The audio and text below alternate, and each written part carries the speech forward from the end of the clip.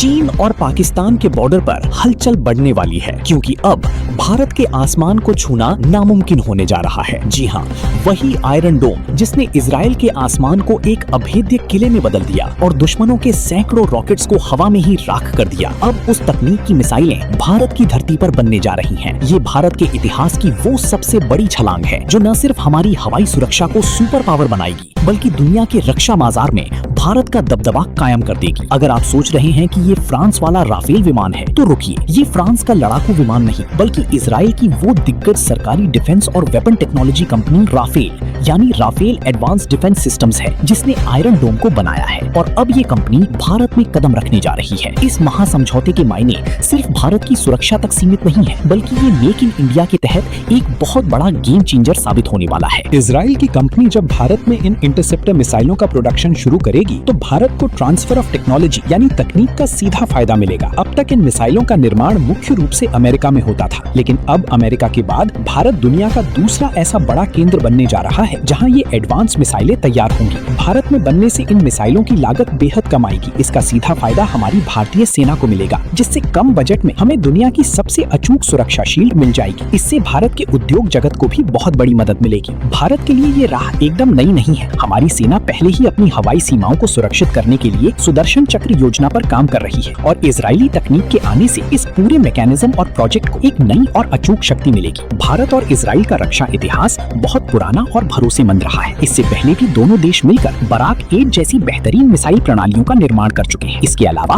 भारतीय सेना के पास आकाश तीर जैसी अत्याधुनिक और पूरी तरह से ऑटोमेटेड एयर डिफेंस कंट्रोल प्रणाली को ऑपरेट करने का शानदार अनुभव है। आकाश तीर के जरिए भारत पहले ही दुनिया को दिखा चुका है कि कम लागत में आसमान में अभेद्य दीवार कैसे खड़ी की जाती है। अब आयरन डोम की तकनीक जुड़ने से क्लोज रेंज यानी बेहद कम दूरी से आने वाले दुश्मनों के रॉकेट्स और मिसाइलों को पलक झपकते ही नष्ट किया जा सकेगा। भारत का एयर डिफेंस सिस्टम कितना मजबूत है, ये हमने पहले भी देखा है, जिससे पड़ोसी मुल्क हमेशा परेशान रहा है। लेकिन इस तकनीक के आने के बाद हमारी ताकत कई गुना बढ़ जाएगी। वर्तमान समय में पश्चिम एशिया और यूक्रेन के युद्ध ने पूरी दुनिया को ये समझा दिया है कि आने वाले वक्त में वही देश सुरक्षित है जिसकी हवाई सुरक्षा सबसे मजबूत होगी। इसी वजह से आज पूरी दुनिया में एयर डिफेंस सिस्टम्स और इंटरसेप्टर मिसाइलों की भारी किल्लत हो गई है। हाल ही में हुई नाटो की बैठक में भी इन मिसाइलों की कमी का मुद्दा बेहद गंभीरता से उठा था। ऐसे संकट के समय में पूरी दुनिया की नजरें अब भारत पर टिक गई हैं, क्योंकि इस समझौते में भारत पर ऐसी कोई पाबंदी या सैंक्शन नहीं है कि वो मिसाइलों को सिर्फ अपनी सेना के लिए बनाएगा।